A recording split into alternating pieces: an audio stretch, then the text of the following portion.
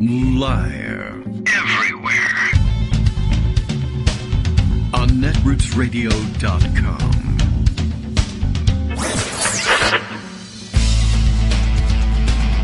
David Waldman. Kagro. In the morning.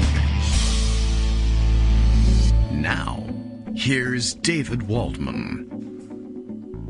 Hey, good morning, everybody. How you doing? It is Monday, January 29th. Is that right? 29th already. 29th, 2024. Time for another show. Nearly time for another month. I can't believe we're all the way through January already. Not all the way yet. We got a couple more days to go. Don't jump the gun. But what happened? I don't know. All right. Well, time just passing a little too swiftly today. And, not much you can do about it. If you are a football fan, i.e. the American football NFL thing, like if you're listening overseas and you're upset about my use of the word football, I don't know, too bad. That's local parlance here. At least I know I'm pronouncing it correctly. So we have that going for us. And that happened over the weekend, and allegedly good games all around, and now something, and I believe conservatives are mad because one of the teams that won has a guy on it who's going out with Taylor Swift. So look out. That's something. They're actually making a huge deal out of this. I'm not certain why it is. And I did see this morning, and I see a hint from Justice about this. I guess this is a big deal. This is the chatter among conservatives on Twitter, I guess, this morning, is that there's some sort of weird conspiracy theory psychological operation going on, which explains the popularity of Taylor Swift. Now, I don't know. I guess I should be open to that because I don't know. I don't really understand it myself, but okay, so what? This is like the millionth time that a pop star has risen to incredible heights of fame without my knowledge or assent. But that's okay, because I don't have anything to do with such things anymore, and it's been 100 years since I have. So whatever. So she's immensely popular, and she's touring all over the country, and people love her and go to her concerts and spend lots of money buying her songs. And she's super popular, and then she goes out with a super famous, well, now super famous, I guess, football player type guy. Not all football players are super famous, but you know, it's not that hard to go from regular football player to super famous football player for one reason or another. Be on a Wheaties box, win a Super Bowl, that certainly helps. Go out with a celebrity, that'll do it. I don't really know what the the upset about it is, but then they're mad that his team is also going to the Super Bowl. That guy has too much going for him. Well, I don't know. Apparently in America, you're all supposed to be suffering from a depression. Clearly, the newspaper reporting on the economy would have told you that over the past couple of years. Nothing's supposed to be going right for you. And if it is going right for you, I guess they resent you very badly.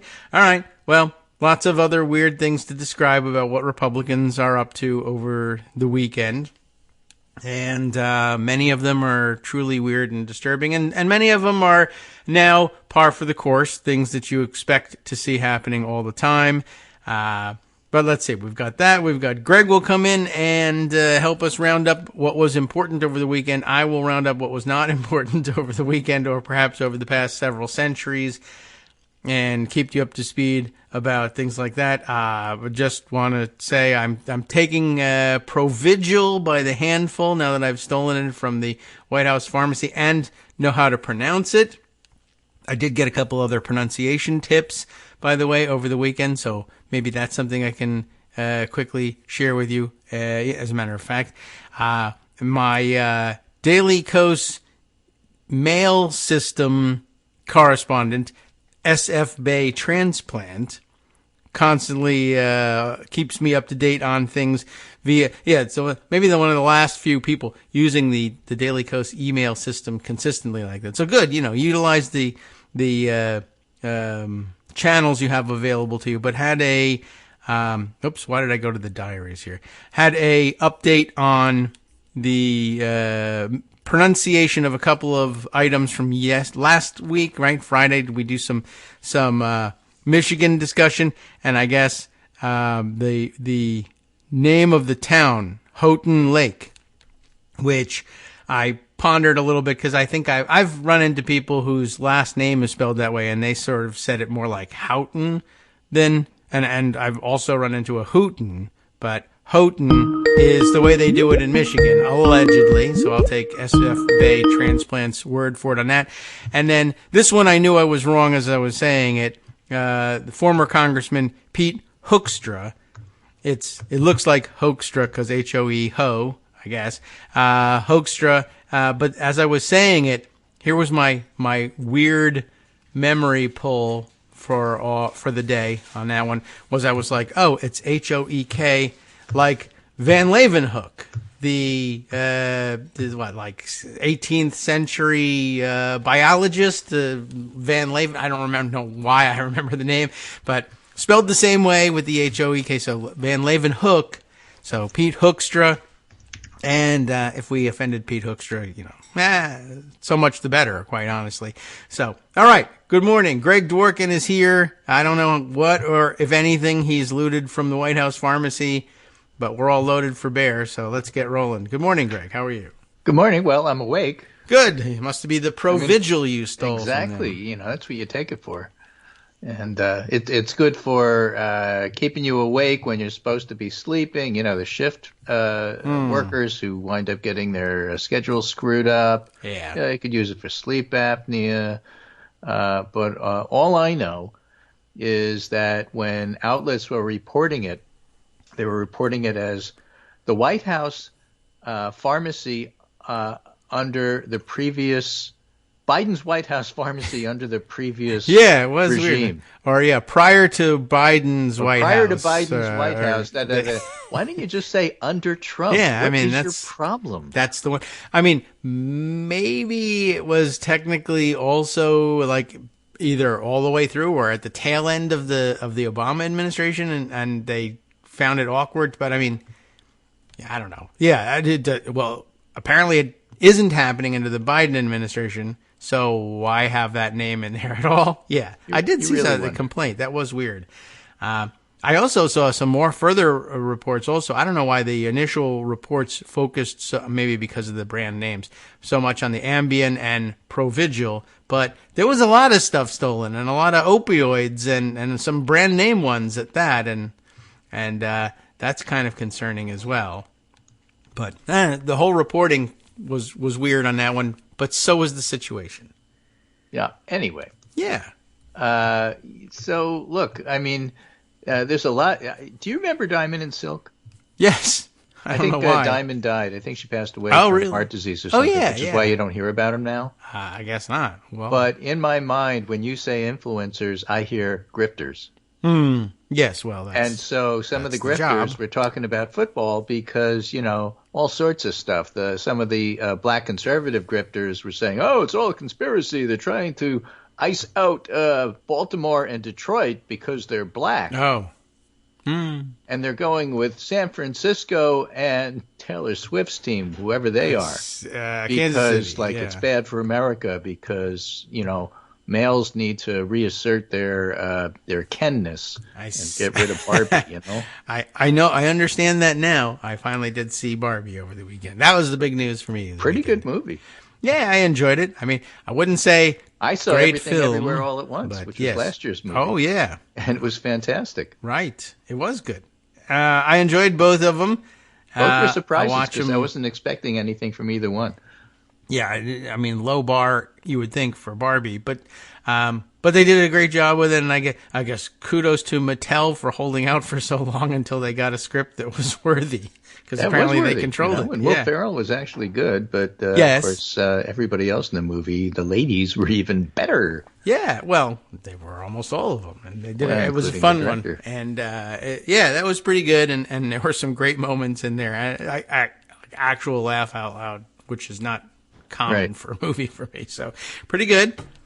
And I don't know what has to do with anything except that I guess conspiracy something. It's another interesting, different conspiracy. I didn't hear that one about Baltimore the football game. Lost, and after Kansas City won, because Kansas City wasn't a dominant team this year. Baltimore was a little better, but still, Kansas City's Super Bowl winners, and they're good. Yeah, right. So The receiver that Taylor Swift sort of likes is actually up in Jerry Rice territory in terms of number of 100-yard games in playoffs. So, Okay. I don't know anything about football, but I know that.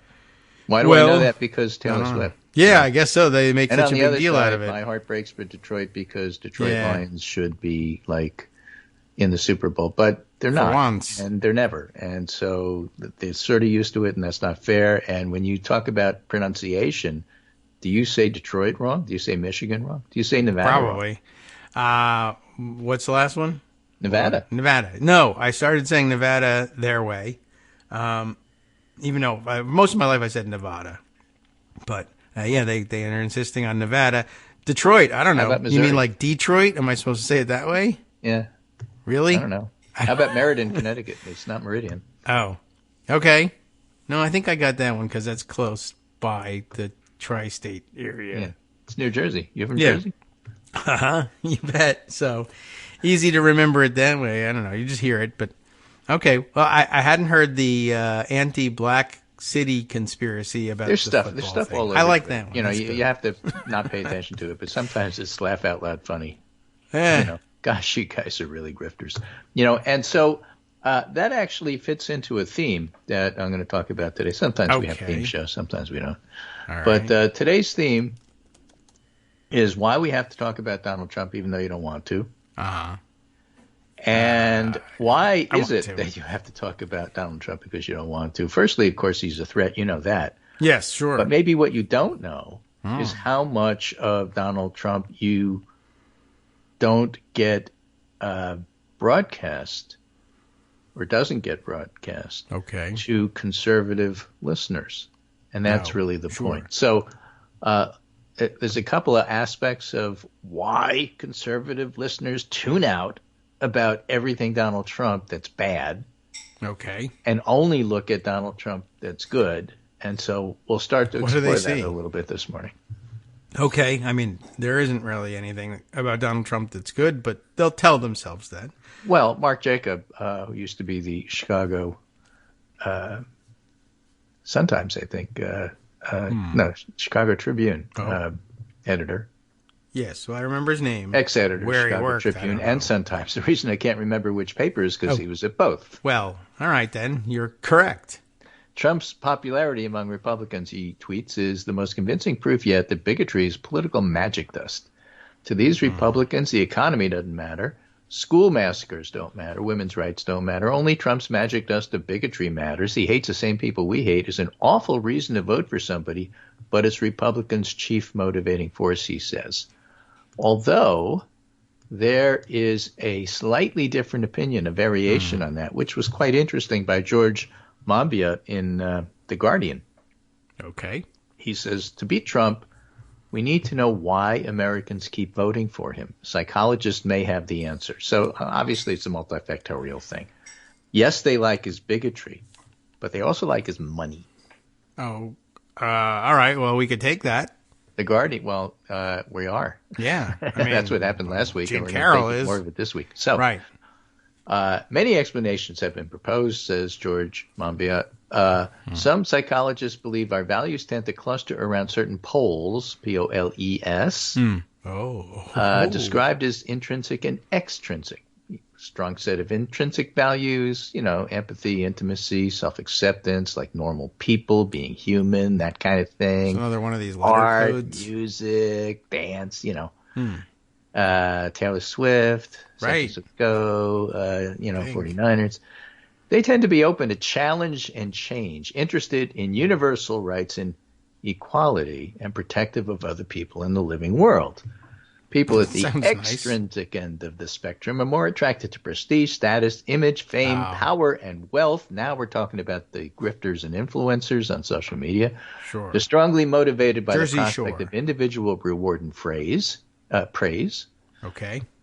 Right? They're more likely to objectify and exploit other people, to behave rudely and aggressively, and dismiss social and environmental impact. They have little interest in cooperation or community, and people with a strong set of extrinsic values are more likely to suffer from frustration, dissatisfaction, stress, anxiety, anger, and compulsive behavior. This is complicated. This is, by the way, good people and bad people is also a good shorthand for it. So Trump simplifies extrinsic values. The bottom line here, if it's too long and you don't want to read it, I do. is he is a person who grossly overstates his wealth. Sure. If you've ever visited the mansions from the robber barons back in the 20s, you know, the Vanderbilts and et cetera, the Carnegies, you know, opulent places where the bedrooms sometimes look like play toys. You know, they'd have their giant monograms of their own name built into the wall of the ceiling as if they were Louis the, you know, pick your number, 15th, 16th. Yes. You know, and they basically built their little Versailles for themselves. Mm-hmm. And, you know, because they love the money. And so if you're one of those people who loves money and thinks Donald Trump's a businessman and he was on TV and The Apprentice and he was so successful and I'm not, I get really frustrated because, you know, I want all this money. And so I'm going to gravitate to him because here's a guy who's doing exactly what I wanted to do in life. And instead I wound up as Al Bundy from Married with Children. But that guy looks like he's having a good time, being sued all the time and losing, so I'm going to do it. So that's one of the reasons why it's so important that Trump loses all this money in these civil suits. Okay. Last week he lost $83 million, and this week, as Mike Tomasky points out, last week was bad for Trump. This week could be 4 to 5 times worse. Oh. The former president's trials are starting to take a toll, and Judge Engoron could be poised to deal another savage blow, possibly by Wednesday. You know, so if he, agrees to $300 million some odd dollars and liquidating the business, Trump is screwed financially.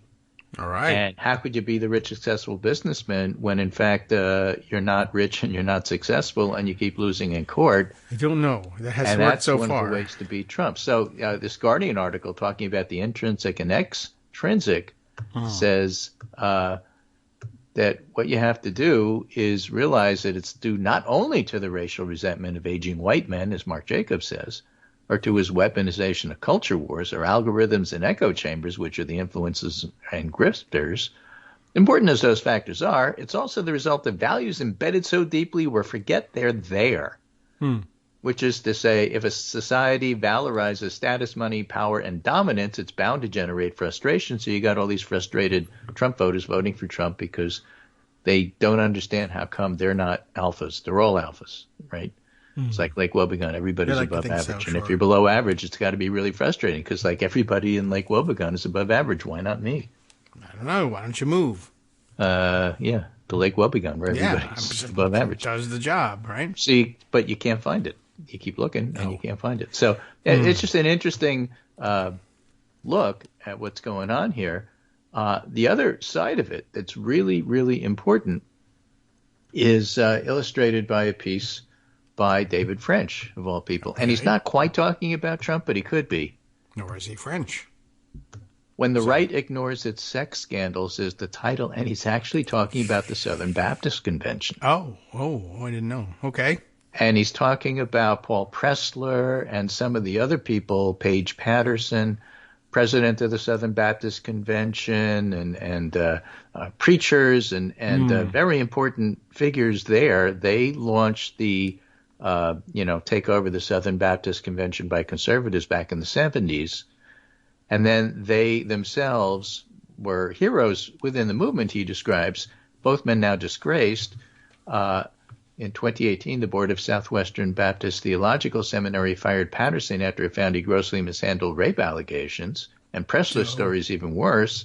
The evidence that people were aware of allegations against him stretches back decades. So, he goes into detail about what these are. That's not the important part I want to highlight. The important part is you may be hearing about this for the first time because it's not really broadcast. And the people it's not really broadcast to happen to be the people who attend and are part of the Southern Baptist Convention. Yes, they would be, from the witnesses to the worshipers. Interested in burying that. Yeah, and the point is, what they've done is what they've done on Fox News all the time with Trump scandals, which is to say, if it happens, they tacitly or overtly discuss among themselves how to not talk about it. Okay. If something bad happens, there's a news blanket. It's canceled. This is cancel culture of the worst kind. No, I can't believe it. They're hypocritical. That's crazy. They are. So something happened. Well, you can't talk about that. Let's talk about something else. And, how many times have people broadcasted? Fox News has this great Biden speech for like 2 seconds, whereas all the other networks are handling it for 45 minutes live. Fox went to a car chase. Fox went to something else. Fox went to anything so that they didn't have to cover good news for Democrats. Yeah. And when it's bad news for Republicans, same thing. They simply will not cover it. And if they don't cover it, their audience doesn't hear it. And so if they don't hear it and then they hear about it from some other outlet, it's like, oh, it's fake news. I didn't see that on Fox. Sure. Well, and it all started with the Southern Baptist Convention. I did not know that. Which makes the case. And now it's so ingrained, it's easy for them to do. So you have terrible weeks for Trump, but the people who would normally vote for him are frustrated and angry and don't believe you and don't know about it. And so part of the way to beat him is to inform them about some of the bad things that Trump has done, that courts have found, that he's a rapist. Yeah. At least he's liable for rape, according to the civil construction of how one would phrase that. And he's liable to try it again, too. And he's liable for $83 million. Yes. And the funny thing is that you can say that, well, Eugene Carroll will never see any of that money. This sort of misses the point. First of all, Trump has to start paying it in escrow. So he loses the money even if Eugene Carroll doesn't get it yet. There's interest on it. Yeah, right. And I would remind people that just last week, the Sandy Hook families decided to get together and vote on a proposal from Alex Jones. Remember Alex Jones? They'll never see a penny of that. Right. They're deciding whether to take $55 million and call it a day or make him liquidate his entire empire, in which case they'd only get about $1 to $3 million that they'd have to split, but they get to liquidate the empire, and they're voting on what they want to do. In other words, it's happening. All those people that said it would happen, it wouldn't happen, it would never happen, this thing takes, it happens. Hey, all right. So what happens to Alex Jones, that's going to happen to Donald Trump. And it's not going to take forever. It may not be before the election, but it's not going to take forever. However, in the meantime, according to New York law, you got to pay the money into some escrow fund while it's adjudicated and appealed. Yeah, if you want to appeal, Trump doesn't you have to have pay it, a bond. even if Eugene Carroll doesn't have it. And that's really the point.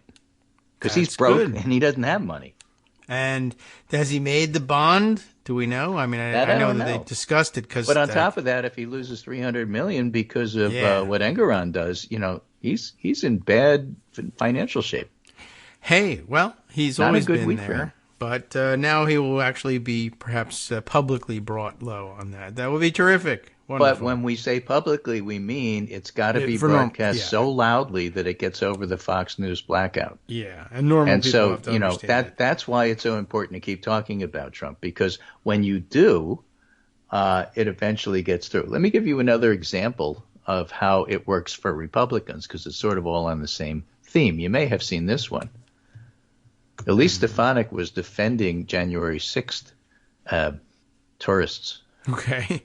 I've heard that. She called them hostages because they got arrested for simply touring the Capitol on just because I wanted to break in and smear feces on the wall. Yeah.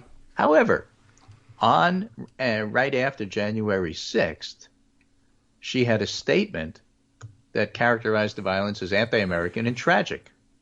Yes, there was that brief period where they all said that. And somebody brought that up to her, and so she removed it from her website. Therefore, it didn't happen. Therefore, Liz Cheney took a screenshot of it, or whether it's from the Wayback Machine or had it otherwise saved, and started recirculating it today and said, no, you can't make this disappear. Here's what happened. Yeah. And here's a story from The Hill. Cheney recirculates Stefanik January 6th statement after she reportedly deletes it. Right. Okay. This is all part and parcel of the Republican approach to bad news. You get rid of it. You either don't talk about it at all, or if it somehow circulates, you remove it, like it didn't happen. Sure. And that's why it's so important to talk about it. That's why it's important that Liz Cheney talk about it.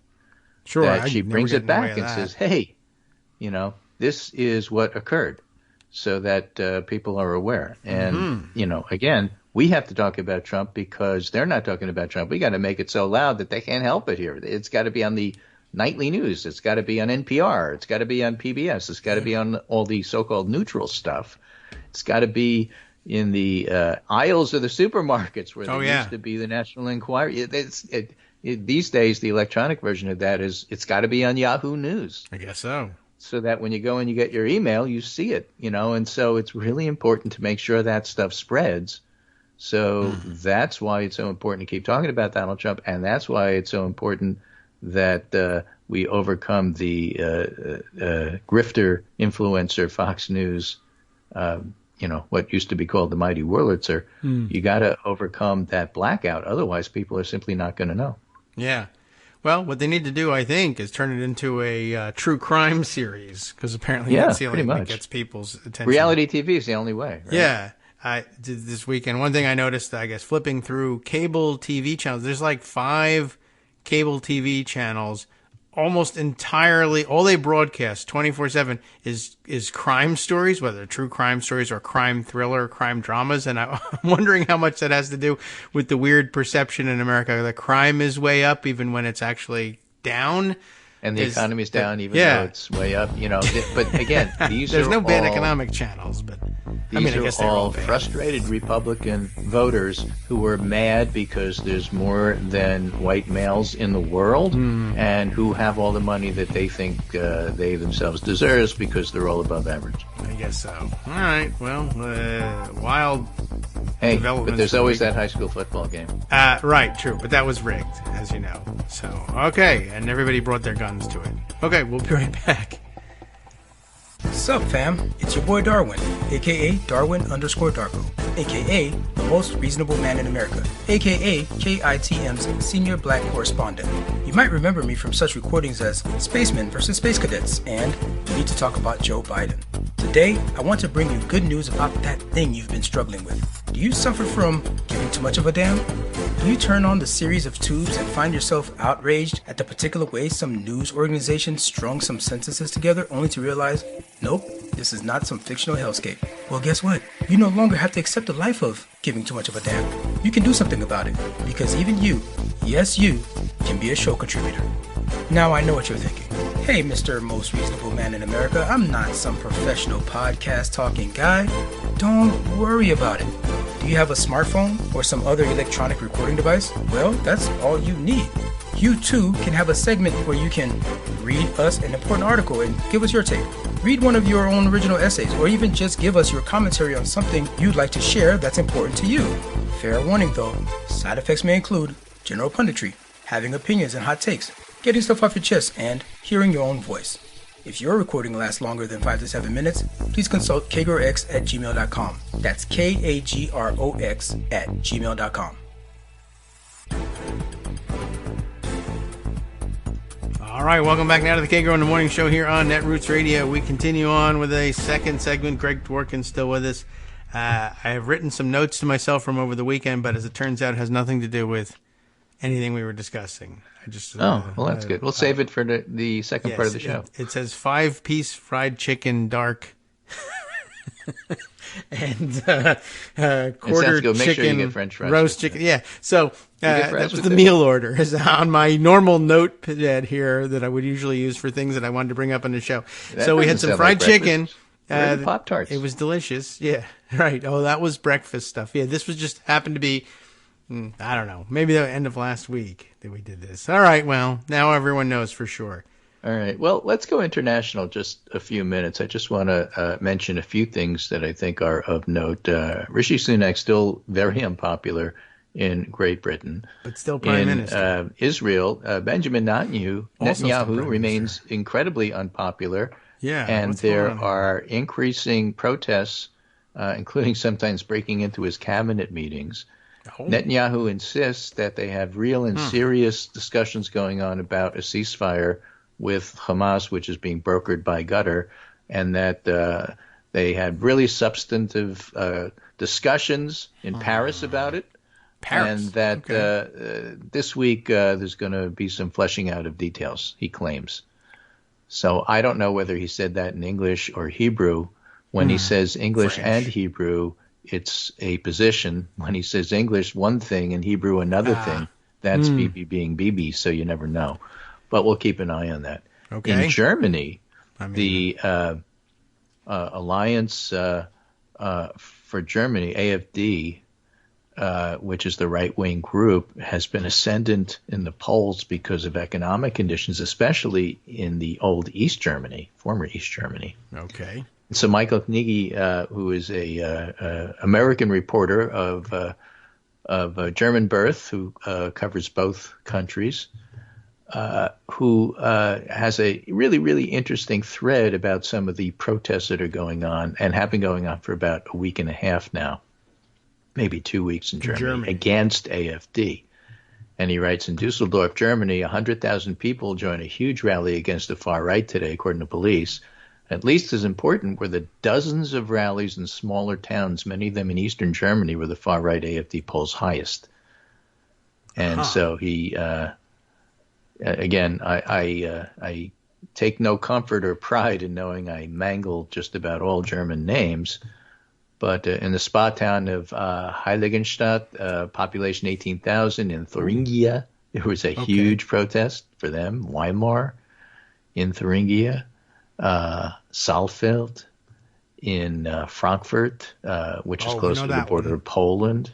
Sure. Plauen. This is not Frankfurt am Rhein. This is Frankfurt am der Oder. Oh, the other Frankfurt. The other Frankfurt. In I didn't know there was. Okay. Schwäbisch Gmünd, population 61,000 in Baden-Württemberg. You know, just all over the place. Mm-hmm. You have towns which have not too many more people than Newtown does. Oh. With huge, because we got about 46,000 people. And some of these towns are smaller than that. Some are only slightly larger. This one's 61,000. This one's 100,000. This one's 25,000. Bergs. Many more across Germany. So I think that was important. Now, protests are good. Voting is better. Okay. So we'll have to see what happens when the actual election comes. But it is certainly heartening to see people come out and protest and say this is not what we want. Yeah. But we'll have to see, how we define we. How many are we? Yes. Well, that's what the elections are for. Right. Okay. Well, good luck, Germany. Just want you to know it's all happening. And and speaking of borders, we got a lot going on here in the United States. It is almost impossible to game out exactly what's happening in Congress because the Republican House are so radical and so weak, they can't do anything. So if you expect something to be passed, the usual way to look at this is, well, it won't be because they can't. Unless, you're doing discharge petitions because that's the only way. If it gets on the floor, Democrats will help to vote some stuff that needs to pass, but it's got to get on the floor. Yeah. And even with a 1 or 2 seat majority, the speaker can still block a lot of stuff from going to the floor. Yes. Still got a lot of tools to do that. Yeah, well, he's the primary tool for moving it to the floor, so just don't. That's all he really has meanwhile, this is a playbook this morning to give you an idea of how things have been going on. The Senate is continuing to negotiate on border issues and Ukraine. The House says none of it's going to happen. Don't bother. The Senate says we're bothering. We're going to throw it in your lap. We'll see what happens. And the politics of the Republicans being so completely against getting anything done is actually starting to bite back. This is from Playbook, which noticed Dems punch back on the border. For months now, polls have shown voters putting the migrant crisis at the southern border among their top concerns and blaming Democrats. But is that going to change? With bipartisan legislation hanging in the balance in the Homeland Security sector and the verge of impeachment, Democrats are readying to play offense on border politics for once. They're undertaking a campaign to upend public opinion in the coming weeks by casting Republicans as being more interested in theatrics than solutions. Well, duh. Yeah. You have to run against a know-nothing Congress. Take a page out of Harry Truman. Of course you have to do this. And put some money behind it. Yeah. I mean, it's just starting to happen. It's I do see the first couple rounds of reporting that where it seems to be taking root, where obviously what's happening is Republicans love the issue of the border, and if Democrats actually offer them everything that they want, if Democrats were to capitulate or agree to capitulate on every Republican demand, they would say no. We either come up with more demands or just say flat no. In fact, a lot of writing over the weekend that Trump is, gyrating and signaling wildly to all Republicans on the Hill. I need you to reject all deals. Doesn't matter. Even if they offer you everything you want, a deal makes it look like Biden reached a deal and it's good for him. So we want to, preserve the issue of the border and just tell people that, no, they didn't offer us everything we want. And they didn't offer the important things.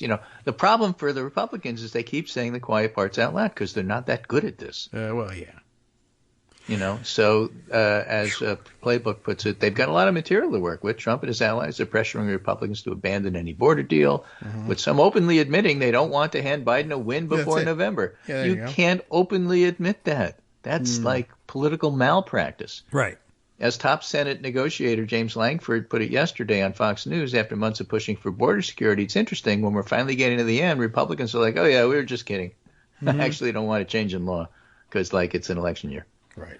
And that's one of the sound bites that Democratic ad makers have been collecting in recent weeks as an insurance policy of sorts if Republicans end up tanking the bill.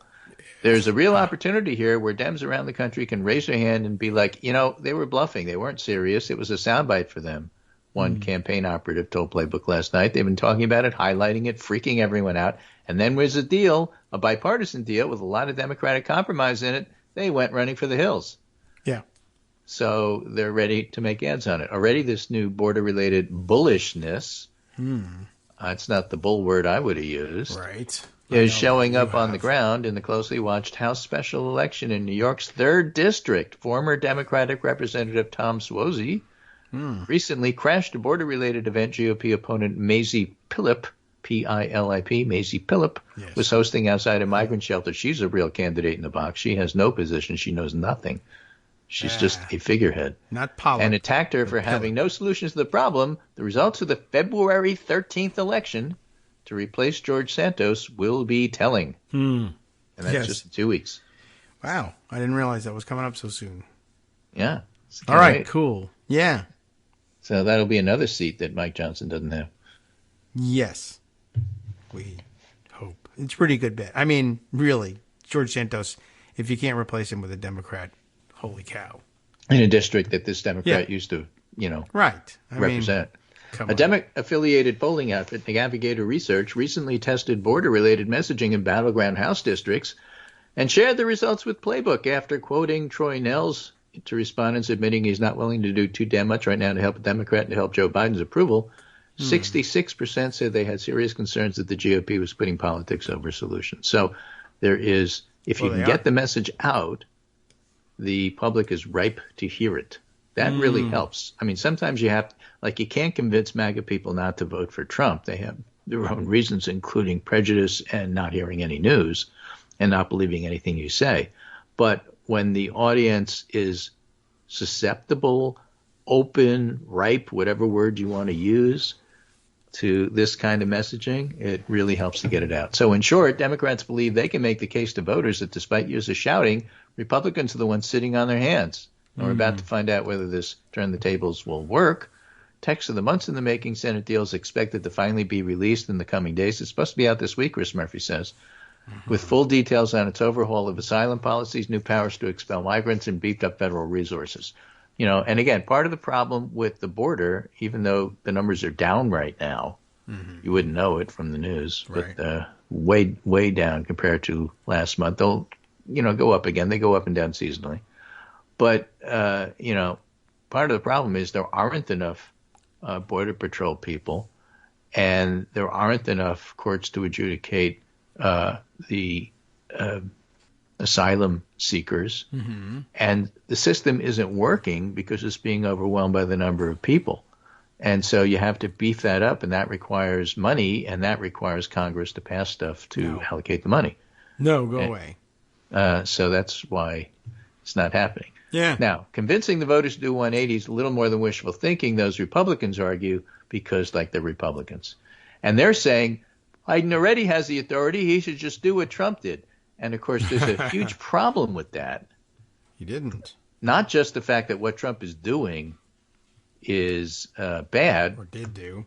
But Catherine Rampell from the Washington Post points out Speaker Johnson keeps saying Biden doesn't need new border legislation to take more executive action. You can count on Politico to parrot that. Since Trump issued plenty of executive actions, but Trump's actions in immigration were very often found unlawful. NYU's Institute for Policy Integrity, I have this in the Pundit Roundup, tracked litigation challenging Trump agency actions on immigration, and 33 out of 35 actions didn't survive court challenges. So basically what Mike Johnson is saying is, why doesn't Biden do something illegal like Trump did? And the answer is because it was illegal. Yeah. And ineffective, and it didn't work because it was illegal. Well, don't bother me with details. I'm just telling you what he should do. Yes. I mean, I don't know what to tell you. This guy fought to build a giant ark in Kentucky. Like, maybe you don't really care what's going on in the world and what works and what's real and what's not. Yeah, well, I'm just saying. So there's that. Yes. Yeah, well, that's been interesting and exciting to watch. I like that last detail. Right? Why don't you do some illegal stuff that won't work and won't hold up in court? I don't know. I mean...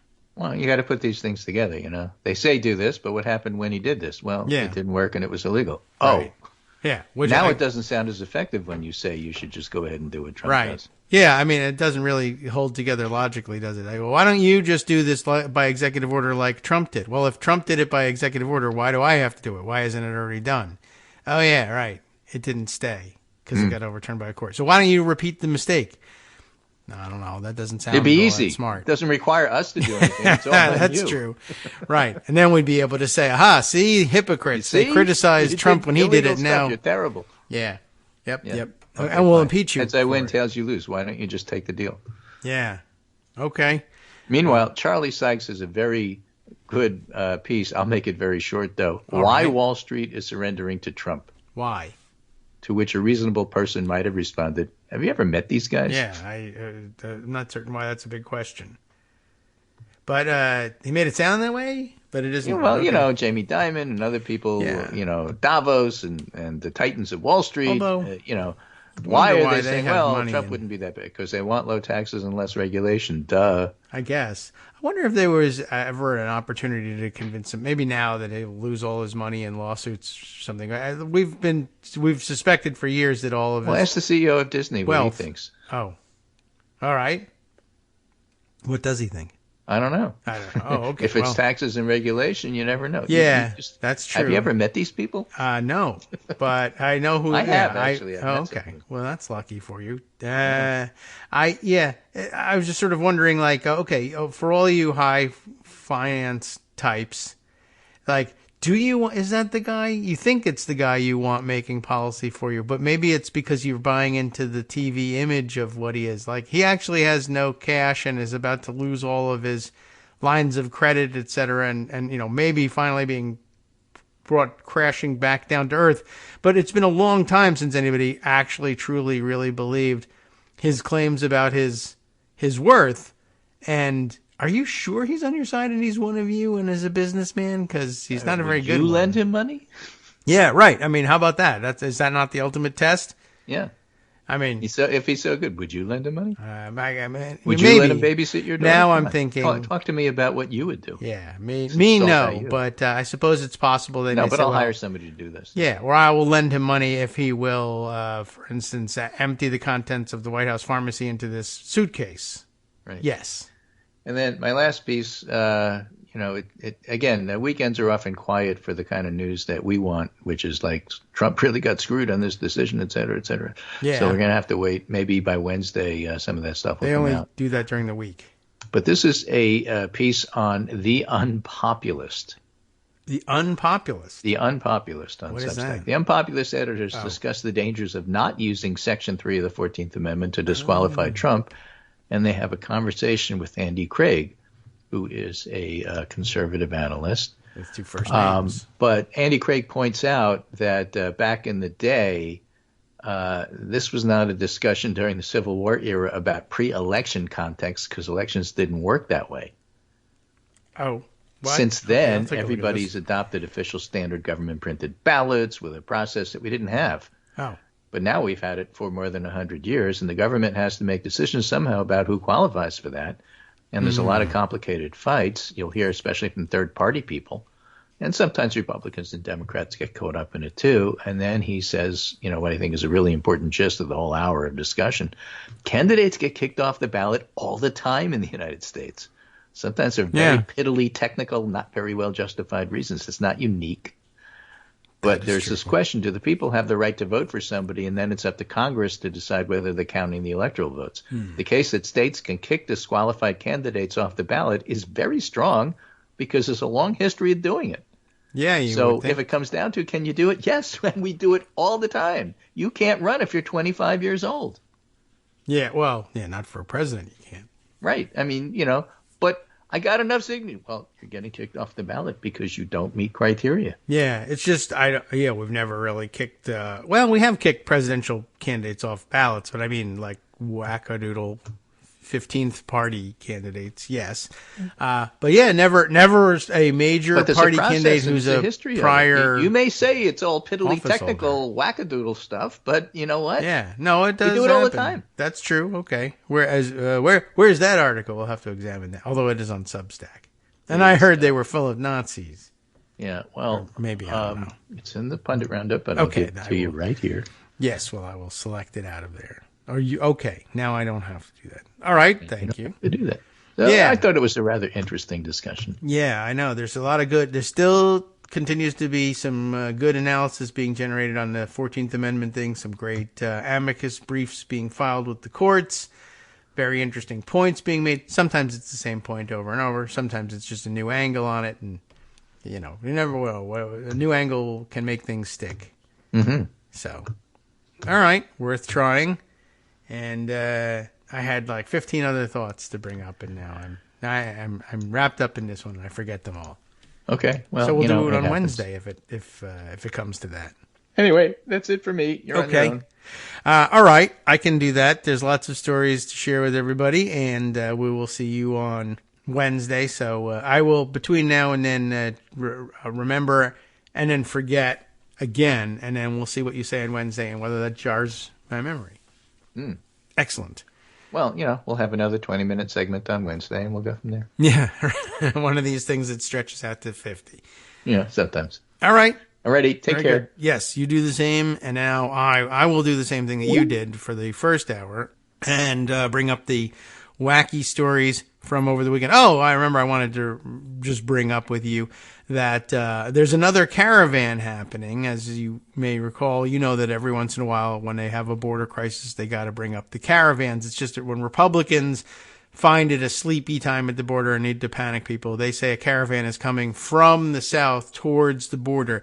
This time, of course, it is an American caravan heading towards the border, and somehow those things aren't called caravans, they're called convoys because they involve big diesel-eating trucks. So there's another convoy/caravan on the way to the border. Let's see, I think Vice News covered this one end of last week. I don't think we got to discuss it on the air. Protest convoy headed to southern border is calling itself an Army of God, which is never problematic. So that's good news. Experts say that the Christian nationalist rhetoric that's coming along with this particular caravan, I guess, adds a dangerous dimension to the standoff between Texas and the federal government, which continues. The Texans consider themselves I guess, their own independent nation now, and they're going to patrol that border, which is a federal border, and try and ignore the Supreme Court orders allowing federal border officials access to the border. And I guess they're enlisting Republican governors from other states to say they support Texas, and the right-wing grifter weirdos spent the weekend on Twitter insisting that the number of governors who did the relatively low-risk thing of signing a letter to support Texas means something. And now that some 25 states have had their idiot Republican governors sign on to this letter, that's supposed to mean something too. There are 50 states, 25 of them have governors who say on paper that they support Texas, even though they probably don't really necessarily know exactly what Texas is doing. And should push come to shove, many of them would drop their weapons and run, let's say.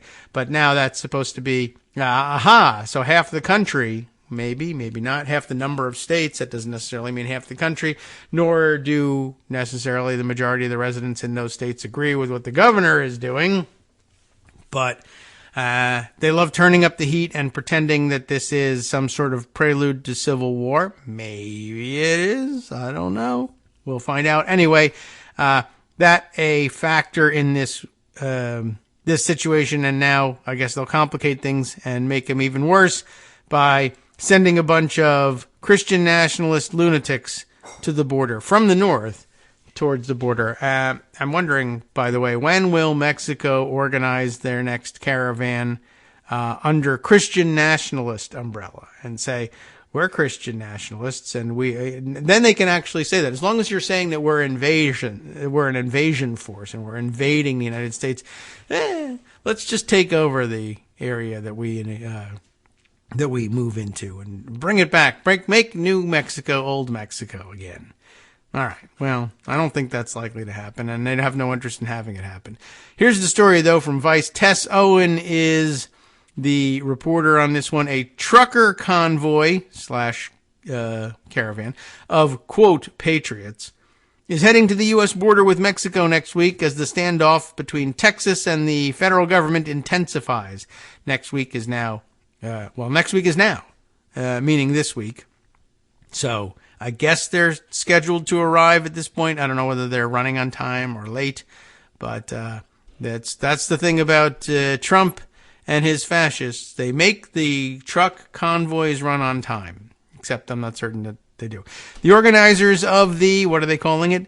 Take Our Border Back convoy have called themselves God's Army, as do terrorists around the world, of course, and they say they're on a mission to stand up against the globalists who they claim are conspiring to keep U.S. borders open and destroy the country. I love the open border claims that they're constantly making. We keep arresting people, building detention centers, yada, yada. You got 7 years of paperwork you got to wade through in order to set foot in this country legally. Something, open borders. Yeah, right, whatever. So here's more of their rhetoric. This is a biblical, monumental moment that's been put together by God. Also probably not true. One convoy organizer how do you say that as the organizer? Are you the organizer of this or one of the organizers? Yes. What do you have to say about it? It's been put together by God. Are you God? I am not God. All right. So you organized it. How is it put together by God? And maybe it's, I don't know. God told me to put it together and also to wear this tinfoil on my head. We are besieged on all sides by dark forces of evil, said another. And that's probably just something he picked up by watching true crime television. Blessed are the peacemakers, for they shall be called the sons of God, says the guy headed to the border with an AR-15 to shoot immigrants. It's time for the remnant to rise. The remnant, we are helpfully told in the parenthetical comment here, from the book of Revelation, are the ones who remain faithful to Jesus Christ in times of crisis, i.e. the ones who go to the border with weapons and kill people looking for shelter. I believe that's how you adhere to the teachings of Jesus Christ. That's what I'm told. Experts say that the Christian nationalist overtones in this rhetoric adds a dangerous dimension to an already fraught situation. When people believe that they are working on behalf of God, they might be willing to resort to to relatively extreme measures, said Ruth Braunstein, assistant professor of sociology at the University of Connecticut, and author of Prophets and Patriots, Faith in Democracy Across the Political Divide. Okay, and also the author of the pop-up ads that keep screwing with my screen here. I know, Pete, I'm going to try that thing sometime soon. I got to try it. Anyway, and so you have a politically volatile situation. It could become much more so in part because of this rhetoric. The organizers' current plan is for the convoy / caravan to depart Virginia Beach on Monday. Okay, that's today, and I'm in Virginia, though not near Virginia Beach. That's the natural place to start a convoy to Mexico from. I wonder why they feel like they need to start from there. But I guess, do they have pit stops along the way where they're going to have Kid Rock concerts and sell hot dogs, I assume? Anyway, starting in Virginia Beach on Monday and snake down through the southeast, stopping over in Jacksonville, Florida, before making its way to several stops along the border. That is some dumb-looking route. The convoy will then split up for separate rallies on February 3rd, one near Eagle Pass, Texas, a second near Yuma, Arizona, and a third in San Isidro, California. A group of 6 Patriot World influencers, including Kim Yeater, I don't know, Yeater. She has giant glasses on in this picture of her. I don't know. Does that help you? Who runs a self-empowerment, self-help group, which seems too touchy-feely for these guys. But I guess, if the self-help is kill immigrants, well, then they're all in on it. But she also runs an anti-voter fraud group, in case you were wondering. Started organizing the convoy around a month ago. God's army is rising up, she said on the planning call. We all have been chosen for this time. Sure, why not? The convoy was originally intended to send a message to the Biden administration, which you could do by writing a letter, by the way, or sending a telegram if you're old school. Secure our borders.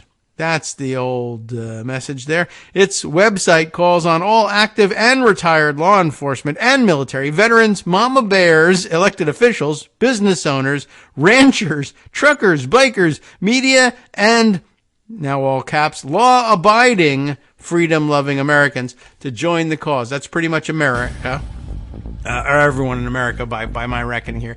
But that's some list. All active and retired law enforcement. That's every cop in America. Leave your post and walk to the border and walk around in a parking lot with too few porta potties and listen to Kid Rock music while crime, I guess, runs rampant across the... I don't know what's going to happen. Anyway, they'll all be killed by fentanyl, probably.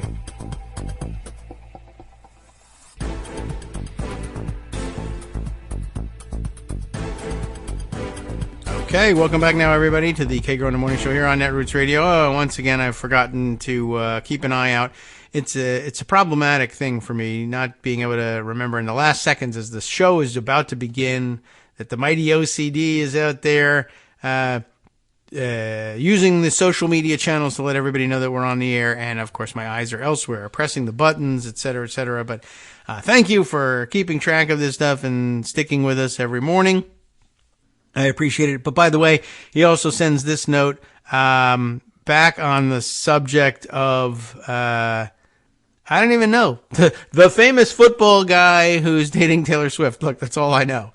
I've seen the name a couple hundred times. It's not sticking with me.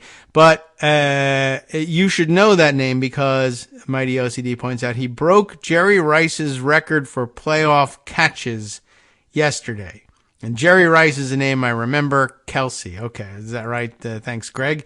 And, Jerry Rice is a name I remember. So that, I guess, means eventually, I don't pay as much attention to football as I did when Jerry Rice was playing. But he deserves fame, fortune, and renown. And also, he's dating Taylor Swift, as it turns out. Jason Kelsey, is that right?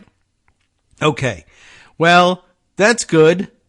Terrific. Yes, you mentioned the Jerry Rice thing. You said he broke Jerry Rice's record, and I don't know how many records Jerry Rice has, but it's going to be one for receptions. But which one is it? Is it receptions in a playoff game? Is that it? Okay. I don't really know. But, if you're breaking a Jerry Rice record, you're doing pretty good. And if also you're having a good run in the dating game, terrific. More power to you as well. Okay. Anyway. He broke all the records? Okay. Greg, you should still be on the show. You have this much information, but okay. It's time to let Abby out, I guess. Number of 100-yard games, too. Okay. Right. Yes, you did mention that one. And I wasn't 100% clear on what the hell we were talking about. But anyway, the point is he's done a terrific job and is also having a good time on the dating scene. Is that a point to make? Where were we? Oh, yes, we were talking about the protest convoy, and particularly the wackadoodle lady who is organizing it, Kim Yater. Most I can tell you about her. I don't know anything about her except the picture here, which is actually kind of quite telling. I mean, just like everything else, she's sort of in the, let's say, the Lauren Boebert, Sarah Palin mold, physically speaking. There's a certain image that they like to present, although then she's got these wild, gigantic glasses on that look like they might be maybe even like a zoom filter. They're that big and ridiculous looking. But there she is. Telling everybody all law enforcement need to stop what they're doing and go to the border and have rallies, I guess. But plus also military, veterans, elected officials, business owners, ranchers, truckers, bikers, media, and if that doesn't include you yet, mama bears. Okay. Now, she herself can go, unless she's one of these other people along the way. But recent events, they tell us in Vice, have significantly raised the stakes for this caravan, I'm going to call it, instead of convoy. 2 weeks ago, the Texas National Guard seized control of Shelby Park in Eagle Pass, an epicenter of unauthorized border crossings, allegedly, and erected razor wire around it, effectively limiting border patrols, that is the federal border patrols, access to the area. It was an act of aggression and a simmering dispute between Texas and the federal government over who has jurisdictional authority over the border. Days later, a migrant woman and 2 children drowned while attempting to cross the Rio Grande into Eagle Pass. The Biden administration claimed that the Texas National Guard prevented Border Patrol from saving them, which Texas has denied to whatever effect, I don't know.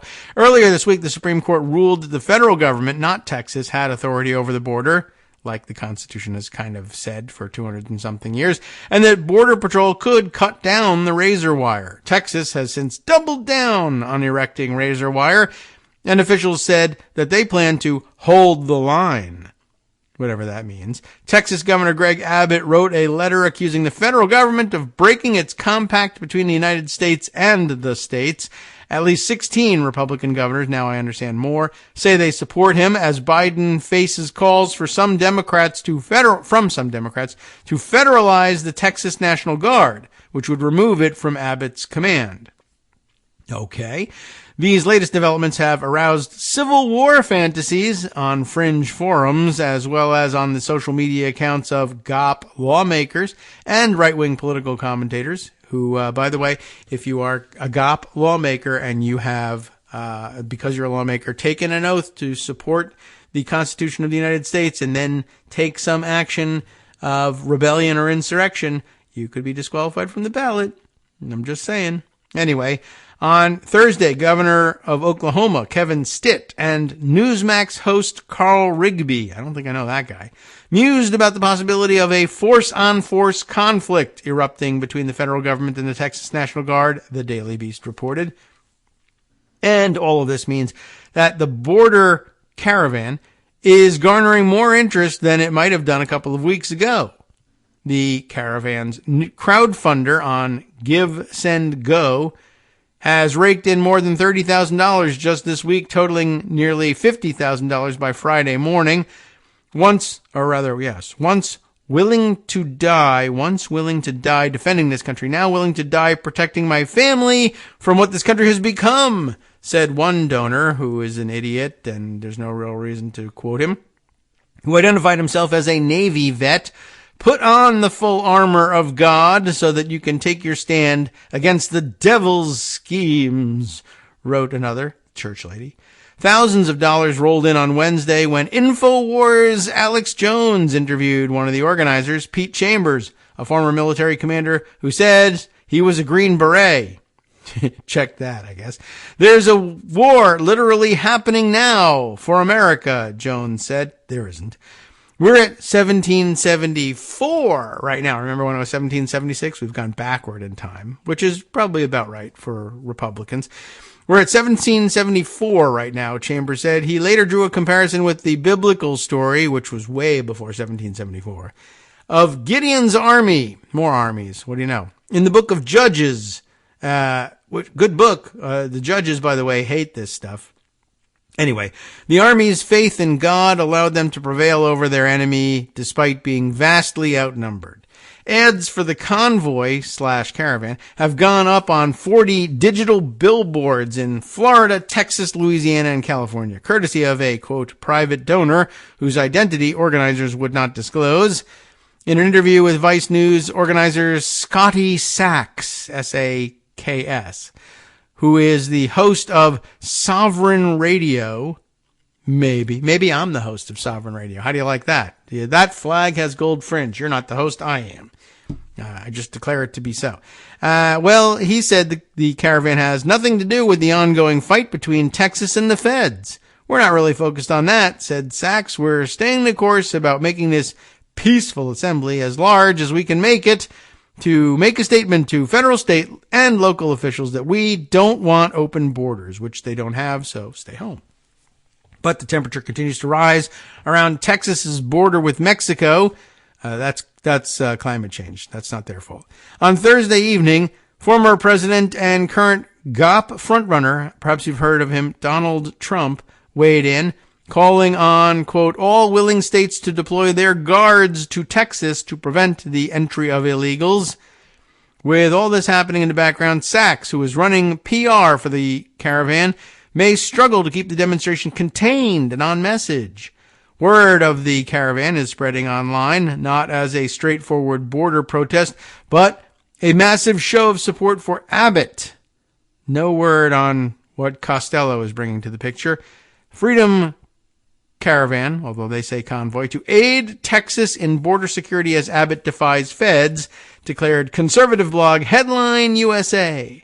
Truckers convoy heads to Texas to put a stop to Biden's border madness, wrote another right-wing blog.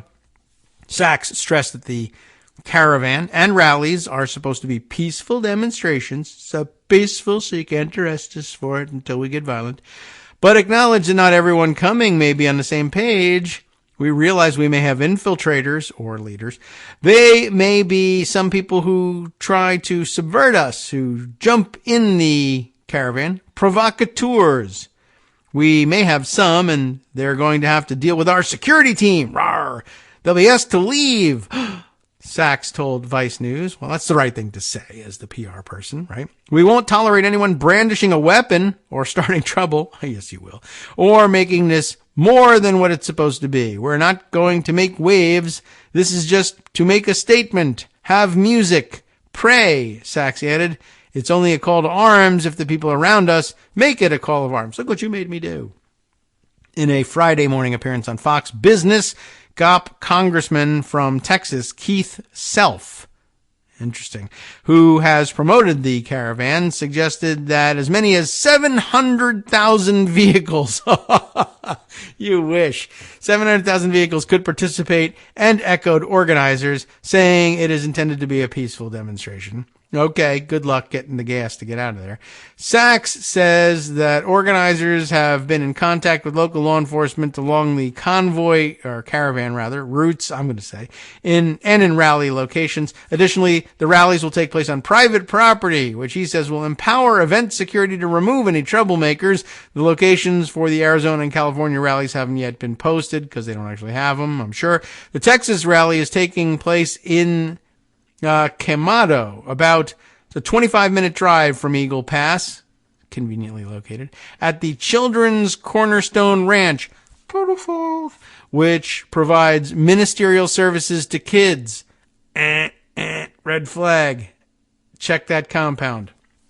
The Texas rally, some have suggested online that the convoy caravan is a PSYOP, stacked with undercover agents. Right. Oh, that's a great one. Right. It's the best rumor, because then everybody stays away from it. It is. It's a PSYOP, everybody. It's stacked with undercover agents designed to lure well-meaning patriots into a violent event, which is what a quarter of Americans believe happened with the insurrection at the U.S. Capitol on January 6th. Don't go. Remember January 6th, don't fall for it again, a user wrote on the far-right forum patriots.win.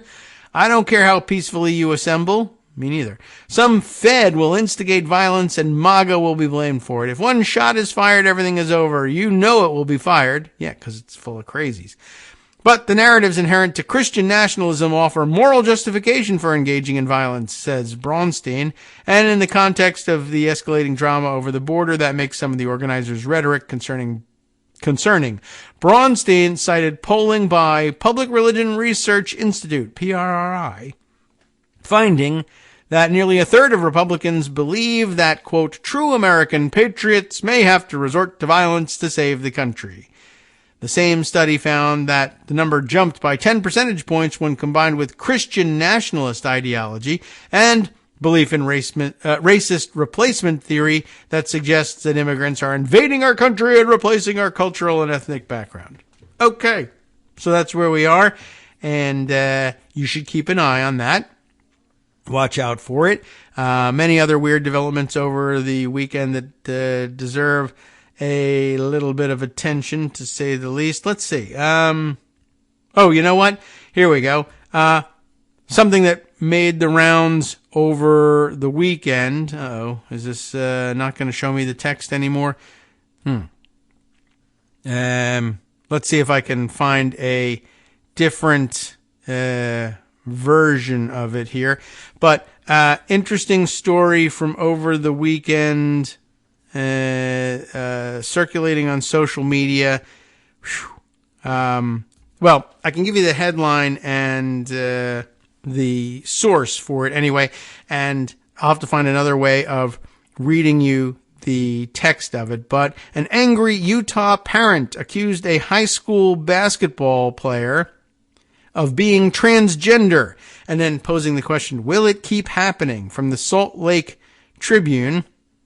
And I know that there was circulating online some unpaywalled version of this story. So I'll see if I can't find it again and open it up so I can share the story with you. I don't know if, why? Well, I'm not certain what the best way of getting this material is, but I guess they've headed it off at the pass here and decided that they can block this content. But the basics of the story, do I need to? Maybe I can get that. I'll try one more time here. One more methodology for getting this thing posted, or getting the material here and being able to read it to you. All right, let's see. We'll try one more. Why is that not opening the actual story itself? All right, hold on a second here. Got a little bit of additional work to do here. Okay, now if I can pocket that, does that work? All right, let's see. Here we go, finally. So, the story runs like this. The father of a junior varsity girls basketball player confronted the principals of both his daughter's school and the opposing school a week ago, demanding one of the girls not be allowed to play because he, the parent, believed she was transgender. The upshot was this parent was vocally challenging the eligibility of the player based on his perception of the student-athlete's gender. Jeff Haney, spokesperson for the Canyons School District, told the Salt Lake Tribune. Both principals assured the parent at the January 19th game that the girl, like her teammates, had, in compliance with extremely intrusive state law, I guess, uploaded the required birth certificate documenting her age and gender, and that every player on both teams was 100% eligible to be on the court, Haney said. But guess what? You'll never believe it. The angry parent wasn't satisfied.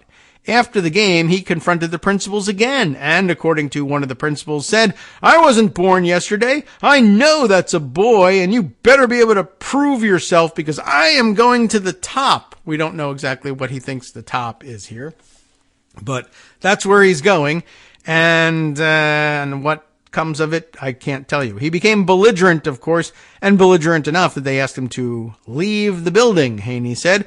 The principal has made the decision not to allow him to return to any other games, Haney said. "We do not tolerate people coming into our community and our schools and harassing our student athletes." I hope not, but I guess they do, because this is happening. The 17-year-old basketball player told the Tribune Thursday that while the episode has been stressful, she is, quote, "just playing basketball as usual and trying not to think about it."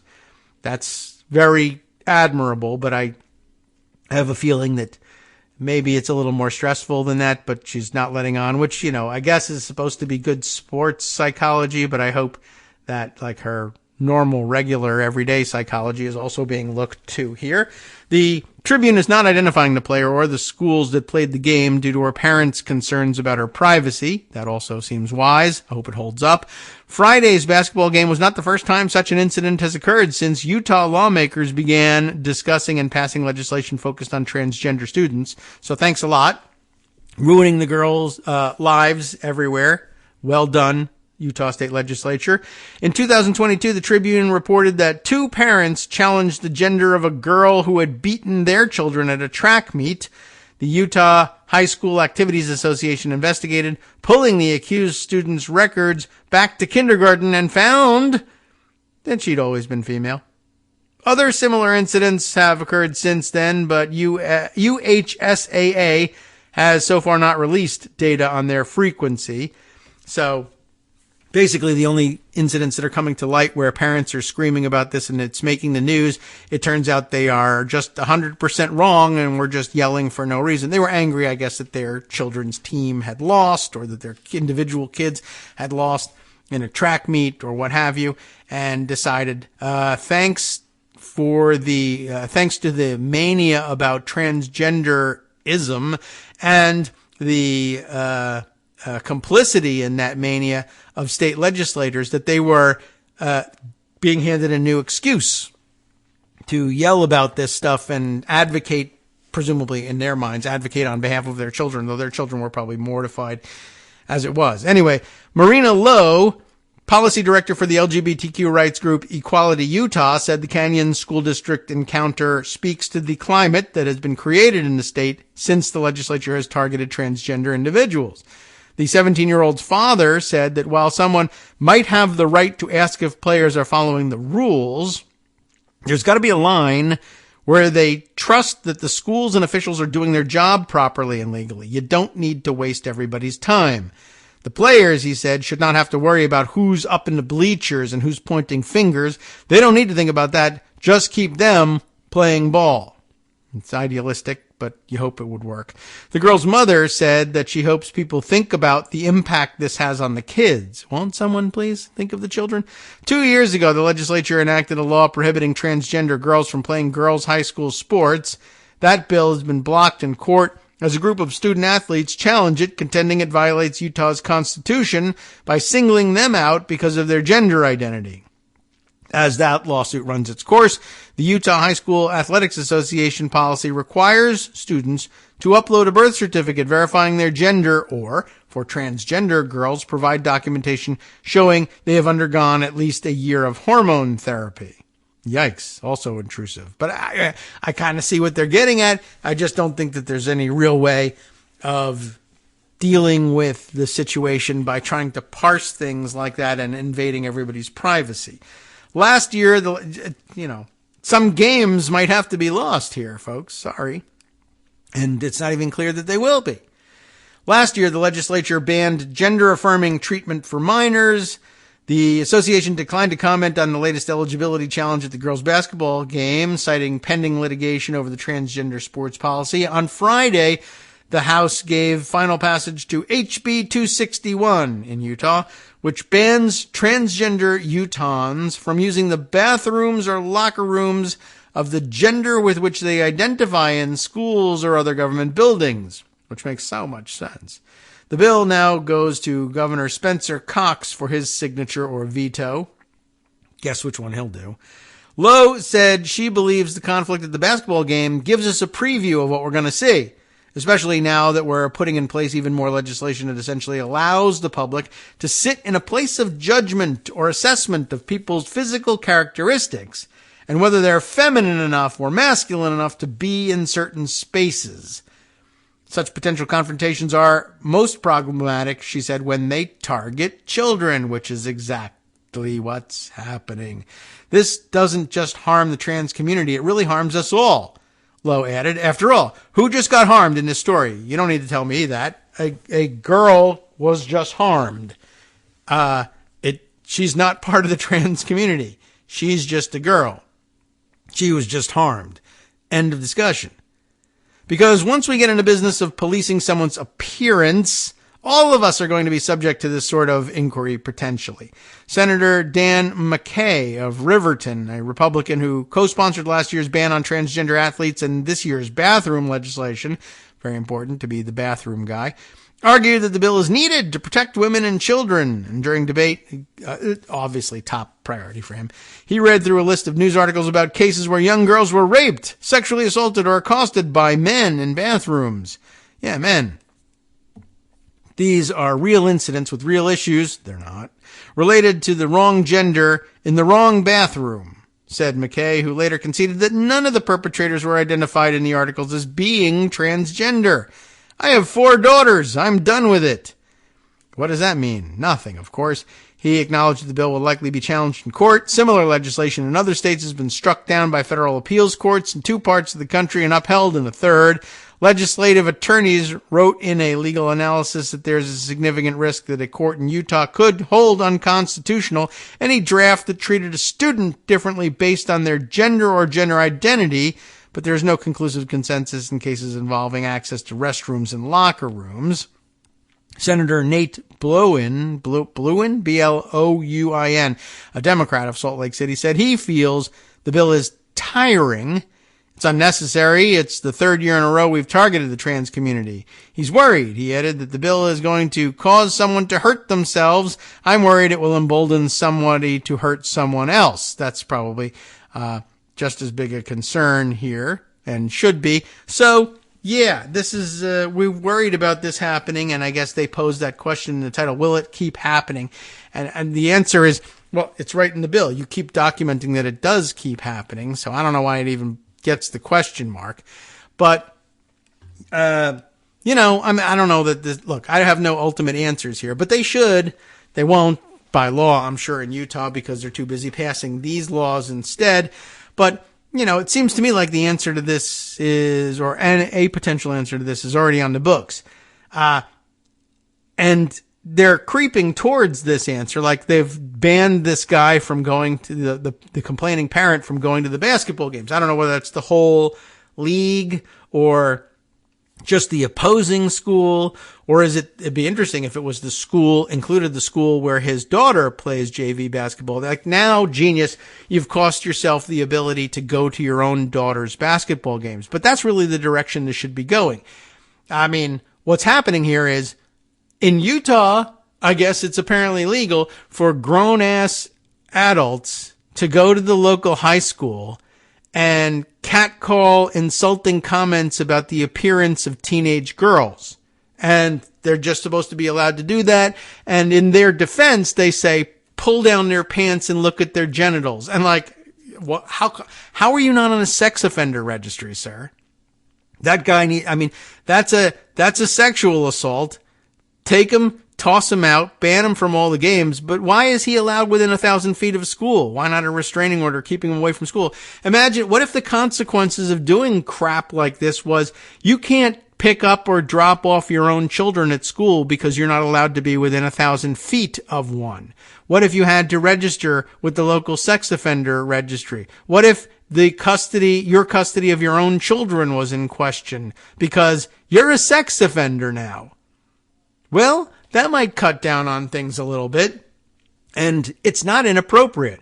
You tell me what else is happening here, but that people are forcing their way into teenage spaces, high school competitions, whatever it is, high school, elementary school, junior high, it doesn't matter. It's a school zone and you're forcing your way in. And at minimum, you're just standing there saying, that girl looks like a boy. She's ugly to me, or she's too tall, or she's too masculine looking, or, and then of course it eventually escalates to, you also have to prove it to me. And how the hell are you going to prove it?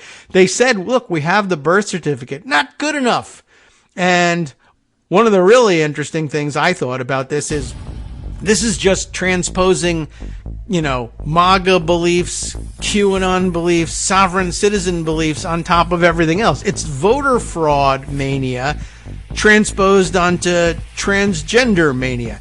And there's no official answer that they will accept as true. Both the principals of both schools said, we've seen the birth certificate. Well, it's a forgery. It's a conspiracy. Somebody's trying to pull one over on us. We got to stop this, like sovereign citizens do. Hi, everybody. It's me, David Waldman. Yes, the same guy who interrupts you all the time. Interrupting you one more time just to tell you again, another reminder that your contributions are what keep this show on the air, and patreon.com, patreon.com, is still among the easiest ways to make the sustaining subscription donations that keep us afloat. Are you ready for the pep talk about how our Patreon campaign is still going strong and growing? Well, too bad. Yeah, the plain fact is we actually are headed in the wrong direction, and whereas we once had about 175 monthly patrons, we're now actually down below 150. Time to recruit some more. Not exactly the kind of news I wanted to share, but there it is. For those of you in a position to support the show, patreon.com does make it easy to make those secure, recurring monthly contributions to do so. Patreon.com/KagroX gets you straight to our donation page. We've been through a lot together. The worst of the pandemic, we hope. The worst of the insurrection, we hope. So go ahead and treat yourself. You don't need an excuse. Give yourself the gift of a little something you enjoy in life. Support the show. And of course, if you happen to prefer using PayPal or even the Square Cash app, we're up and running on those options too. So thanks again, everyone, for all your support. We couldn't, or at least shouldn't, do it without you. Hope you'll be on board soon too. Thanks for all your support.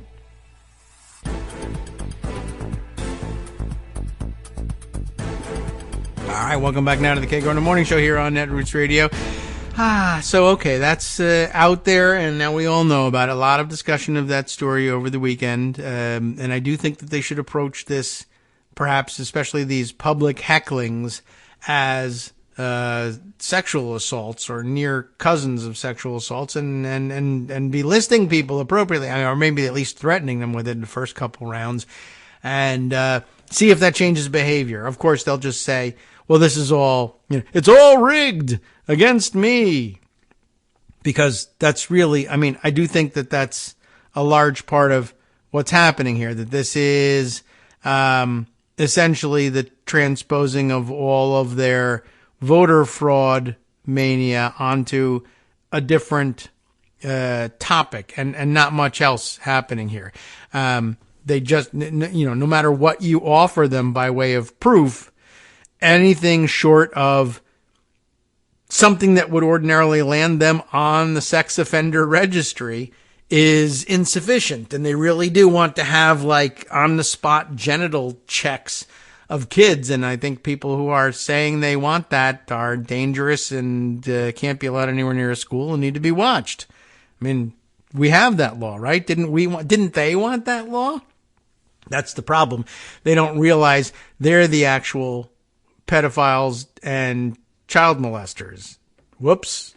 Golly. But gosh, that keeps happening, that every Republican accusation is a confession. Anyway, so I don't know what you do with these guys. And this has been a major theme of everything we've investigated or discussed on the show, right? This just means that they're just going to use the same stupid fake logic on this as they do on everything, and you'll never be able to satisfy them. And it's not clear that they are people worth satisfying. This is just not somebody you're going to be able to work with on anything. And no matter what you offer them, they'll eventually devolve to sovereign citizen level and just say, well, you're forging everything, or the authority that you're pointing to isn't a constitutional sheriff, and so therefore I don't have to listen to it, and there's gold fringe on your flag, et cetera, et cetera. And, that's where we are. In fact, we're there now on another issue that's also in the news today that I didn't put aside, but I guess we'll be seeing some articles generated about it over the next couple of days, because I think we're just in the preliminary stages where Republicans are threatening this. But as we were discussing the border and the white MAGA convoy or caravan, that's the good kind of caravan in their minds, because they're quote unquote patriots and just want to kill some people who are disadvantaged. And I mean, hey, what's wrong with that? The border issue, right? At this point, Republicans, even in Congress, where they're supposed to be serious lawmakers, etc., right? We discussed, look, there's no deal that can be made with these guys because they're going to reject everything because they don't want a deal in place, because the deal in place makes it look like Biden has accomplished something, and they prefer for the 2024 presidential election that they be able to say that Biden accomplished nothing. But, I mean, they're going to be able to say that because they'll just say it whether it's true or not, right? If they did sign a border deal and people started saying Biden accomplished something, they would say, no, he didn't, because reasons, and then people would just believe it. But here we are.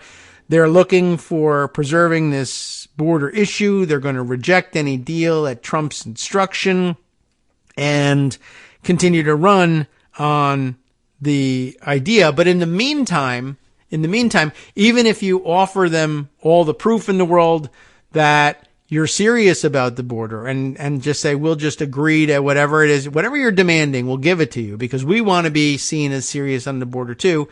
And A, they'll still say no.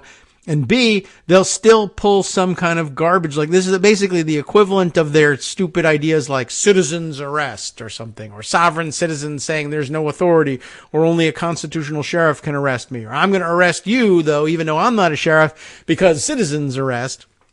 Basically, the citizens arrest on the federal level for lawmakers, the equivalent of that is offering up articles of impeachment against the Department of Homeland Security secretary because they believe the border is open. I believe that's a boy playing basketball. It's not. I believe that border is open. It's not. Well, I believe it doesn't matter, and I'm going to impeach you for it anyway. Plus citizens arrest of the principals as well, and the referee, and the other team as well. Sure, why the hell not? Just throw it all in there. So we're going to have to watch over the next couple of days. I guess Republicans now threatening to actually introduce their supposed articles of impeachment because reasons. And they're going to impeach him for treason too while they're at it. Because why not? Why bother waiting for the actual, everything else, right? You can't throw him off the ballot because of the 14th Amendment until there's a conviction. But he's guilty of open border treason, something, and we'll have a trial for him now that the Senate will never proceed with. But okay, whatever. I don't know. It's quite annoying, to say the least, that there's just no satisfying these guys, even if you agree with them on their border issue or make everybody upload their birth certificates and look all the way back in their records of registration for the school system all the way back to kindergarten. Look, this person is exactly who she says she is. She's a girl. She's 17. Stop sexually abusing her. No, I won't, because patriotism, freedom, and something. Well, you're under arrest and now you have to register. I really do think that that's the way that they should start dealing with that and see if that does anything. It might not diminish anything because these guys are crazy, but what can you do? You have to try something. All right. Other stories entirely. I want to go back to the White House pharmacy thing under Trump, this time to the Washington Post's coverage of it from Joe Davidson, a columnist writing about this. But there was some additional detail that I saw people discussing on social media that I was like, I didn't remember this from the article that I read, but I had alluded to this earlier in the show today. The articles that I read were very heavily focused on the theft of Ambien and Provigil from the White House pharmacy, but that there was other stuff being taken too. And what I saw referenced on social media, and I said, all right, well, is there a write-up that mentions this? Because I haven't seen it. Of all things you could be stealing from the White House pharmacy during the Trump administration, yargle bargle, opioids. We're going to put Kellyanne, what's her name, Conway, and Jared Kushner in charge of this thing about the opioids. Of course, they're stealing opioids. Absolutely. Just ripping them off through the White House pharmacy. Well, yargle bargle, border fentanyl. Cops that think about fentanyl drop dead. Did you know that the White House pharmacy was apparently also loaded down with fentanyl and they were handing that out as well? Why isn't everybody from the Trump White House dead? I ask myself that every day, but without even getting to the fact that apparently they were stocking fentanyl. And I thought even being near it would kill everybody. Why couldn't it have? All right. Well, anyway, it didn't work in that case. But how do you like that? Being screaming about fentanyl and opioids and handing out fentanyl and opioids for free to non-eligible employees. Not to mention, honestly, don't give it to the eligible employees either, I guess, if it's such a problem. Why isn't Ronnie Jackson dead? It's hard to imagine, says Joe Davidson's piece here, the president's in-house health clinic as a rogue operation. But that's the picture a Pentagon probe paints about the facility during the Trump administration. The findings are clear and damaging. We found that the White House Medical Unit, I think we read this part because it's a quote from the report. We found that the White House Medical Unit provided a wide range of health care and pharmaceutical services to ineligible White House staff in violation of federal law and regulation and DOD policy, says that new report from the Defense Department's Inspector General. Additionally, the White House Medical Unit dispensed prescription medications, including controlled substances, to ineligible White House staff. And by the way, it gets worse. There's even other dumb stuff that's happening that, like, okay, I've now learned to accept, I don't think it's a good idea, but I now accept that they've been handing out pharmaceutical drugs with no regulation whatsoever, and that's terrible. But you should see what else is alleged in here. And why don't I tell you what it is? You'll know it when we get to it, because I'll raise my voice and say, this is the thing I was talking about. Many of those served by the unit should not have been. The report paints a scathing picture of the military-run facility with 60 medical personnel. That's an awfully large number of medical personnel to have on staff there for the president and top aides. That's really probably, whatever. So these 60 medical personnel are tasked with treating the president, the vice president, and White House staff. It also provides new context to systemic problems in a clinic that made headlines when now Representative Ronnie Jackson of Texas, who was Donald Trump's personal doctor until 2018, was accused by almost 24 colleagues of improper activities like this, including providing prescription drugs without proper paperwork, a habit that allegedly earned him the nickname Candyman. Arrest that guy. A 2021 Defense Department Inspector General report later corroborated some of those claims, which Jackson has denied and described as politically motivated. And they give him a short sentence here to say, I never did that. The new report includes pharmaceutical procedures from 2017 to 2019 and patient eligibility practices from 2018 to 2020. Two different categories there. Neither the pharmacy nor the clinical operations were credentialed by an outside agency. During those periods, the unit served between 9 and 30 patients each week. Now, I remind you, there are 60 medical professionals there.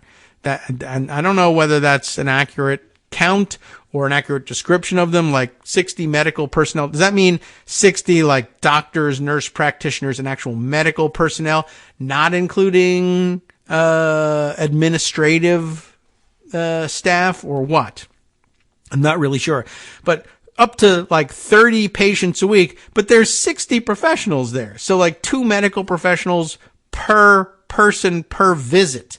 Sounds like they could pare back on that, but I guess they're just lucrative and cushy jobs, and they get to steal as much Ambien, Provigil, and maybe also fentanyl as they want, plus some other fringe benefits, as you'll hear later on if I can get to it. So, during those periods, units serve between 9 and 30 patients each week. However, the inspectors wrote, we discovered that an average of 6 to 20 of those 9 to 30 per week were never eligible for that care in the first place. So I think what's going on here is we'll serve the president and the vice president and top White House staff as well. And what ends up happening is, I assume over the years, that word gets out about that. I work as top White House staff or what have you, and I get free medical attention like the people at the Office of the Attending Physician do on Capitol Hill. And, hey, my significant other, maybe I'm not even married, my spouse, significant other, children, cousins, friends, whatever, hey, can I get in on free medical stuff? Well, I don't know. Let me see. I can get you in for a tour of the White House, and then I'll meet you, and then I'll bring you over there, and we'll see. And they'll probably say, what the hell? We'll treat you. There's 60 of us here, and we see 9 patients a week. Bring them on in. What do you need? And the answer is like an ongoing course of chemotherapy over 6 years to battle systemic cancer. Sure. Sit down. What? I don't know. I don't know what they got. At minimum, can I get in and get some fentanyl? Yes, you can, because you know a guy. I mean, is that essentially what's going on here? Of the numerous problems with the medical unit, one of the most disturbing is its cavalier approach toward narcotics, particularly when the nation is, suffering from a devastating opioid addiction crisis. It actually says addiction crisis, but I think we're fine on that. 1 opioid plus 1 opioid equals 2 opioids. Done. It's the addiction we have a problem with. All phases of the White House Medical Unit pharmacy's operation and had severe and systemic problems, the inspectors found. It stocked 4 opioid pain medications. So here's what you could get for free, with no paperwork, no questions asked. I won't even check your name. Fentanyl, number 1 above it. I didn't realize. I thought everybody who came near fentanyl was dead within 100 miles. All cops, anyway. Fentanyl, hydrocodone, morphine, and oxycodone. Any of those dangerous or addictive? I don't know. But pharmacy protocols were so poor that they increased the risk for diversion of controlled substances to illicit use. That's as much as saying that it happened.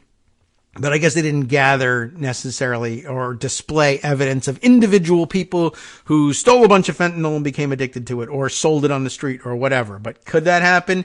Yeah, that's the problem. That's why we have these laws and these regulations, which apparently don't apply inside the Trump White House, like nothing else does anyway, right?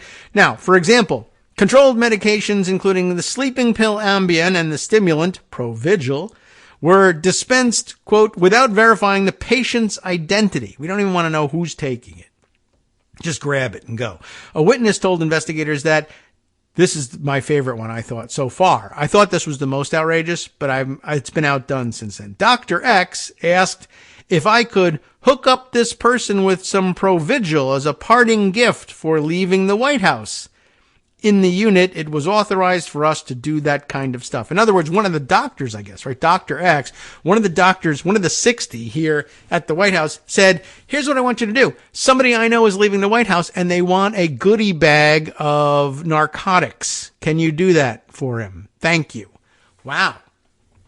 I couldn't believe that one. But there's worse.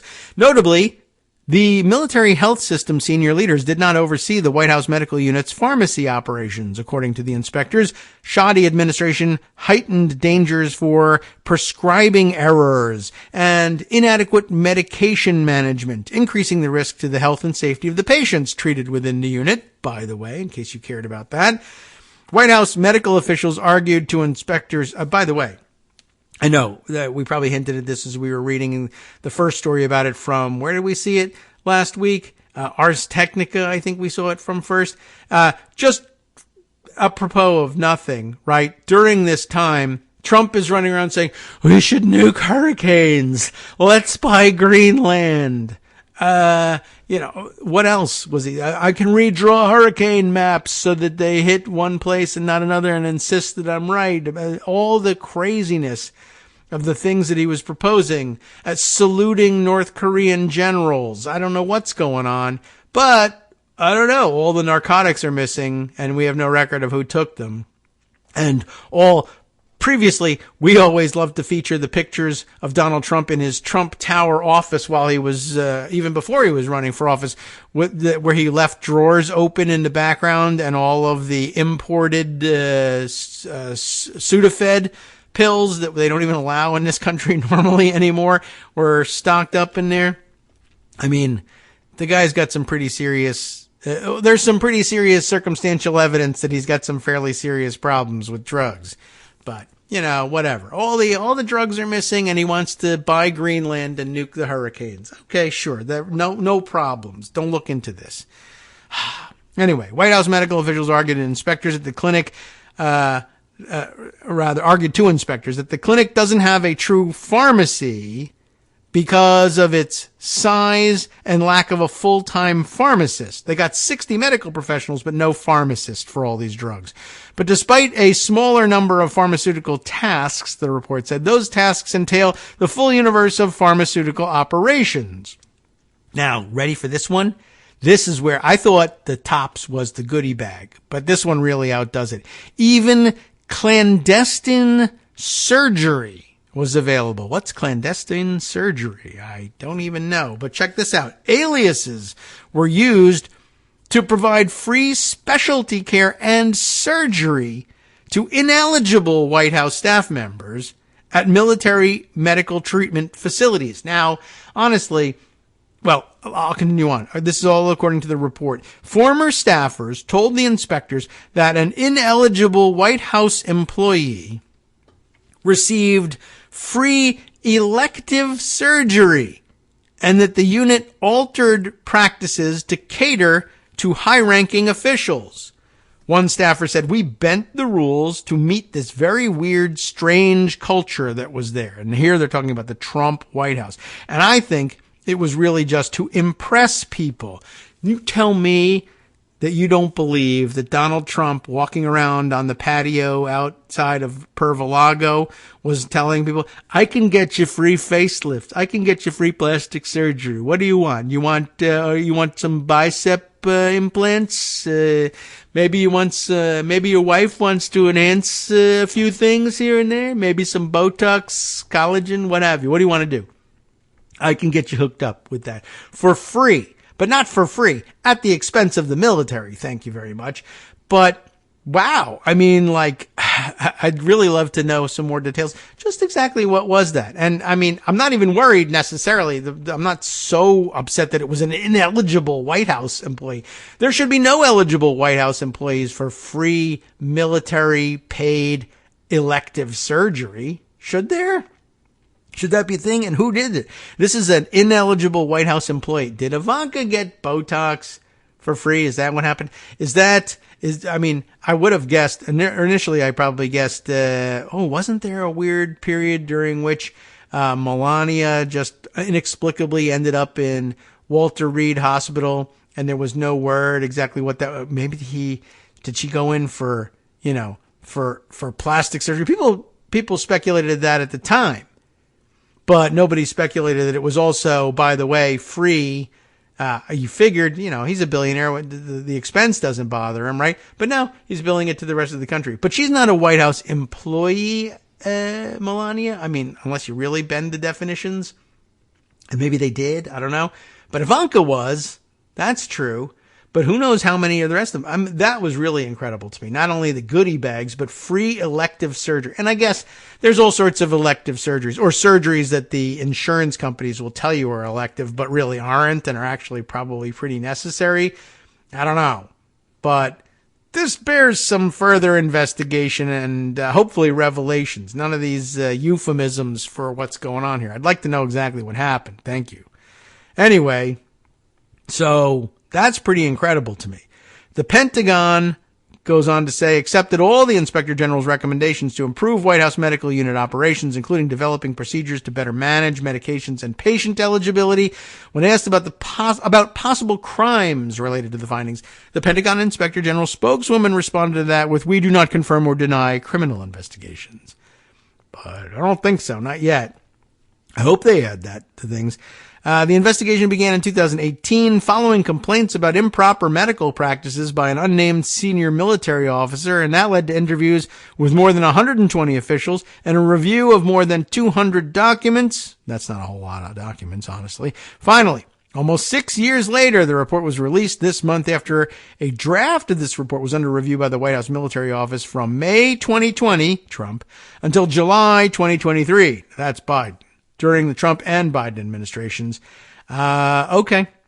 I mean, we're kind of getting to the end here. Now there's some quotes about how disturbing that is to various elected officials, et cetera, et cetera. But I loved that detail about the free elective surgery to, somebody who's a good friend of mine from Mar-a-Lago. Just come on up and we'll get you taken care of.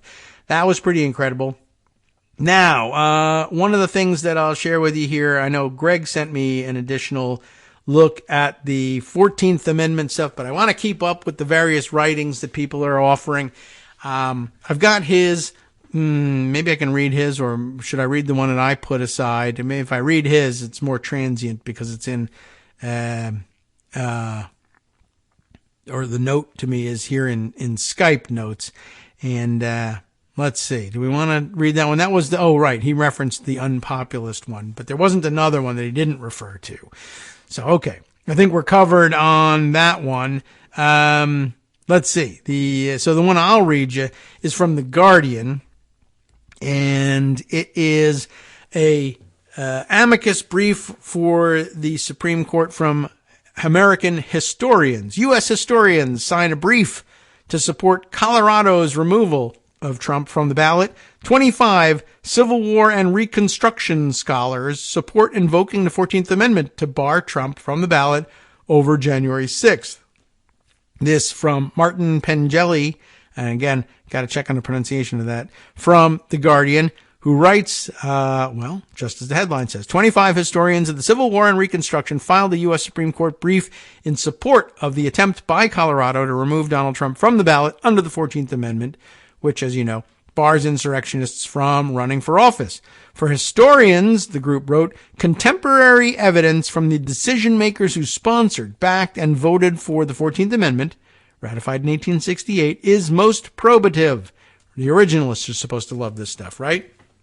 Analysis of this evidence demonstrates that decision makers crafted Section 3 to cover the president, like everyone knows, but the other side claims it doesn't, and to create an enduring check on insurrection requiring no additional action from Congress. That's a key point.